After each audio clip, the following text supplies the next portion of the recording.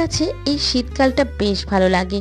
আমার শীতকালে এই যে বিভিন্ন রকমের ফুল ফোটে গাছে, সেগুলো সৌন্দর্য দেখতে যেন বেশ ভালো লাগে।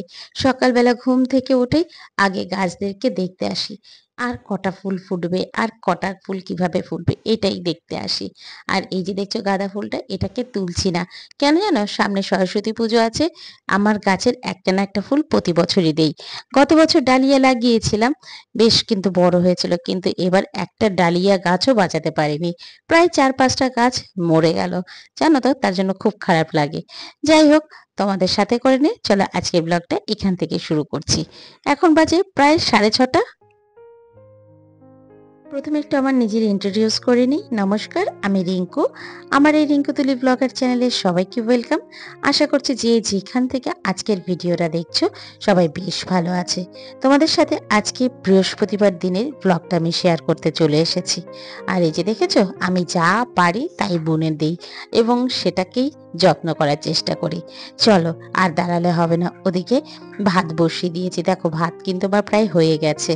তো ভাতটা হওয়ার পরে গ্যাসটা কিছুক্ষণের জন্য বন্ধ রাখি। তার মাঝখানেই চারপাশটাকে একবার একটু মুছে নিচ্ছি। সকালবেলা চা হয়েছে, হাজব্যান্ডকে চা করে দিলাম আর রুটি করে দিলাম। এই খেয়ে ও বেরিয়ে পড়েছে। আর এদিকে কিন্তু তারপরে আমি এবং আমার দেওর এবং শাশুড়ি মা তিনজনে মিলে চা খাবো। আর ফ্রিজ থেকে মাছটা যেটা ছিল সেটাকে বের করে রাখলাম। 2 চাক কাটাপোনা ছিল আর ওদিকে ফলুই মাছ ছিল। তোমরা কি ফলুই মাছ খাও? আমরা কিন্তু বেশ ভালো খাই। আমি, আমার শাশুড়ি, দেওর তিনজনেই ফলুই মাছ খাই। কিন্তু আমার হাজবেন্ডও খায় না, ওদিকে ছেলেও খায় না। যাই হোক, এই দেখো ভাত কিন্তু আমি বসানোর পরে কিছুক্ষণ গ্যাসটাকে বন্ধ করে রাখি, সেটাই দেখালাম। আর এদিকে চা সবাইকে দিয়ে দিয়েছি, কিন্তু আমার একটু কাজ বাকি ছিল বলে আমারটা এইভাবে ঢাকা দিয়ে রেখে গেছিলাম। তাহলে কি বলতো, চাটা বেশ কিছুক্ষণ গরম থাকে, প্রায় 10 মিনিটের মতন গরম থাকে। চলো এবার একটু চা খাই, নিজের সাথে একটু নিজের সময় কাটাই, যেখানে এইটুকু সময়ের মধ্যে আমি প্ল্যানিংও করব এবং সাথে কি কি রান্না করব সেটাও ভেবে নেব। চলো আমি একটু চা খেয়ে তারপর আবার তোমাদের সাথে গল্প করছি। কথায় আছে, সংসার সুখে হয় রমণীর কোণে। না, শুধু রমণী থাকলে হবে না, সাথে যে লাইফ পার্টনার আছে তাকেও কিন্তু তারও সংসারের জন্য অবদান থাকতে হবে। কেন? একজনকে তো সংসার নিয়ে সংসার নয়। আমরা যখন মেয়েরা সংসারের কাজের পাশাপাশি বাইরের কাজেও হাত বাড়িয়েছি, তাহলে ছেলেদেরও তো সংসারের কাজে হাত বাড়াতে হবে। কাজেই দুজনের ভূমিকাই কিন্তু অনস্বীকার্য। এই যে দেখো, তোমাদের সাথে কথা বলতে বলতে আমার কিন্তু মাছ ধুয়ে নুন হলুদ মেখে ভাজতে বসিয়ে দেওয়া হয়ে গেছে। ওদিকে শাশুড়ি মা এই যে সবজি কাটছে, ঘর বাড়ি ঝাড় দেওয়া হয়ে গেছে, মোছা বাকি। এদিকে রান্না চলছে। এই হচ্ছে আমার পরিস্থিতি। আর এই হলো আমি এবার ক্যামেরাটাকে সেট করার জন্য সব কিছু করতে এসেছি। এতক্ষণ হাতেই ধরে ধরেই ভিডিও করছিলাম। চলো এবার ভিডিওটা এটা সেট করব, স্ট্যান্ডে সেট করব, সেট করে তারপর বাকিটা করি। চলো। সকালবেলা এই স্ট্যান্ড নিয়ে ঘুরে বেড়ানো অনেকটা সময়ের ব্যাপার, তবুও চেষ্টা করি তোমাদের সাথে সপ্তাহে অন্তত একটা ভিডিও শেয়ার করার জন্য। এখন না একদমই ভিডিও করার সময় হচ্ছে না। আসলে আসলে আমার ছেলে এবছরের মাধ্যমিক দেবে, ক্লাস 10। তো সামনেই ওর পরীক্ষা। আমি যদি ফোন নিয়ে ঘোরাঘুরি করি তাহলে ওর মন কিন্তু এই দিকেই পড়ে থাকবে।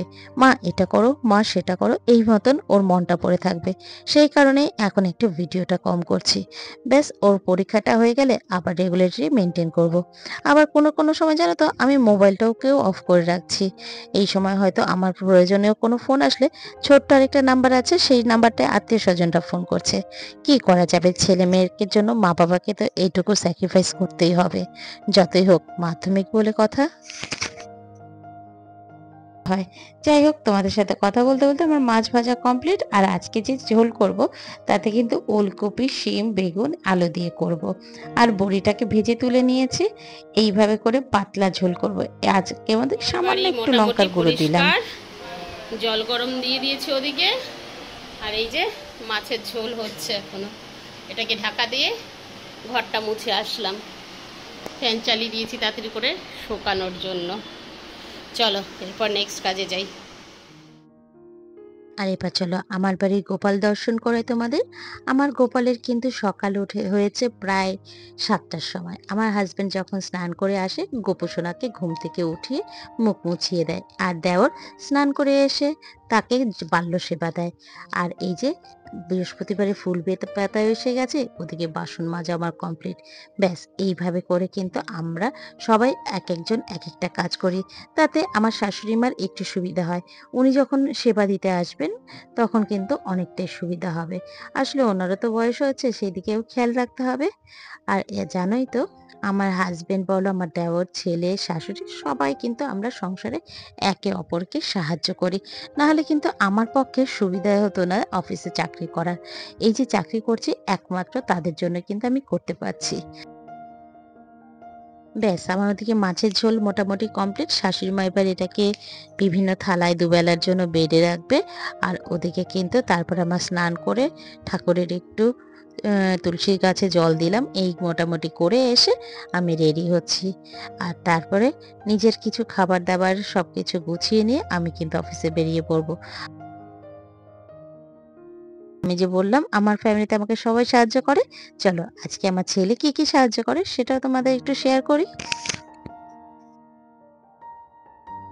এই পর্যন্ত ভিডিও দেখে তোমাদের যদি কোনো অংশ ভালো লেগে থাকে প্লিজ একটা লাইক কমেন্ট করে দিয়ে যেও।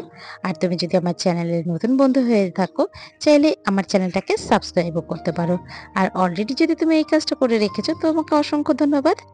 এবার দেখো ওই যে দেখছো আমার ছেলে আমাকে সমস্ত কিছু কিন্তু আমার হাতের কাছে যে এগিয়ে দিচ্ছে। সোয়েটার বলো, মোবাইল বলো, চার্জার বলো, ইভেন আমার চশমা, হেডফোন সব কিন্তু ও মাঝে মাঝেই আমাকে এরকমভাবে এগিয়ে দেয়। বললাম না আমার ফ্যামিলির প্রত্যেকে আমাকে হেল্প করে, তারই প্রমাণস্বরূপ এটা দেখিয়ে দিলাম। আর জানো তো কয়েকজন বন্ধু বেশ আমাকে কয়েকদিন ধরে কমেন্ট করছে, তাদের কারোর কিন্তু অ্যান্সার দেওয়া হচ্ছে না, এবার তাদের অ্যান্সার দেবো। ইরা ডেইলি ব্লগ থেকে বলেছো দিদি তুমি খুব সুন্দর, আমাকে কলিজার দিদি বলেছো। এই কথাটা শুনে আমার বেশ কিন্তু ভালো লেগেছে। সত্যি তোমাদের এই ইউটিউবের দলেতে আমাদের সাথে পরিচয় হতে পেরেছি এবং তোমাদের কলিজার কাছাকাছি যেতে পেরেছি, অর্থাৎ অন্তরের কাছে যেতে পেরেছি। এটা কিন্তু অনেকটা ভাগ্যের বিষয়। সুকোমল বলে একজন ভাই আমাকে প্রশ্ন করেছো যে আমি যে তারকেশ্বরের ব্লগটা ছেড়েছি সেখানে পুরোহিত কত টাকার দক্ষিণা দিয়েছি। তো সেখানে আমি তোমায় বলতে যাব পুরোহিত কিন্তু নিজে থেকে কিছু আমাকে চায়নি, বলেছে আপনারা যেটা খুশি হয়ে দেবেন সেটাই দেবেন। তবে আমরা দুটো ফ্যামিলি মিলে 251 টাকা দিয়েছিলাম। যাই হোক তোমাদের সাথে কথা বলতে বলতে আমি কিন্তু অফিস করে বাড়িতে চলে এসেছি। আর রাত্রেবেলা আর সেরকম ভিডিও করিনি। এরপর আবারও তোমাদের সাথে ভিডিও শুরু করলাম রাতে খাওয়া দাওয়া কমপ্লিট করার পর। আর বাসনও মাজা হয়ে গেছে, রান্নাঘর পুরো পরিষ্কার করে দিয়েছি। আর ওই যে ওয়ালটা দেখালাম সেই ওয়ালটা কিন্তু এখন 2 দিন ছাড়া ছাড়াই পরিষ্কার করছি। আগে না মাঝখানে খুব নেগলিজেন্সি হয়ে গেছিল। আর এছাড়াও যে কুচিনার ছেলেটি আমার কুচিনা পরিষ্কার করতে আসে 3 মাস ছাড়া ছাড়া, তাকে এবার বলেছিলাম কিন্তু সে তাড়াহুড়ো থেকে সে এবার আর করতে পারেনি, তাই একটু আমার কষ্টই হয়েছিল। কাজ শেষ, অফিস থেকে এসে আর ভিডিওটা করিনি। আর এই যে এখন দেখিয়ে দিলাম রান্নাঘর পরিষ্কার হয়ে গেছে, খাওয়া দাওয়া কমপ্লিট, এবার শুতে যাব। আর কদিন বাদেই যে মা সরস্বতী এখানে আছেন, মা সরস্বতী চলে যাবেন, ভাসান দিয়ে দেবো। তারপর আবার নতুন সরস্বতী ঠাকুর আসবে, তো সেই কারণে আরও ভাসান দেওয়া। যাই হোক আজকের ভিডিওটা এখানেই শেষ করছি। এরপরে আসছে সরস্বতী পুজোর ভিডিও। আর এখন একটু ভিডিওর পরিমাণ কমে গেছে, বুঝতেই পারছো অনেকদিন ছাড়া ছাড়াই দিচ্ছি। মেনলি হচ্ছে ছেলের সামনে আইসিএসসি পরীক্ষা আছে, আমি যদি ফোন নিয়ে ছোটাছুটি করি ও আমার সেটার সুযোগ নিয়ে নেয়, সেই কারণেই আমাকে এখন কিছুটা ত্যাগ করতে হচ্ছে। জানি চ্যানেলের ক্ষতি হচ্ছে কিন্তু আমার কিছু করার নেই। যাই হোক ওর পরীক্ষা হয়ে গেলে আবারও ঠিকঠাক মতন কাজ করব, এটাই ইচ্ছা আছে। চলো আজকের মতন এখানেই শেষ করি। ভালো থেকো, সুস্থ থেকো, দেখা হচ্ছে পরের দিন আবার নতুন ব্লগে। Tata, good night, have sweet dream.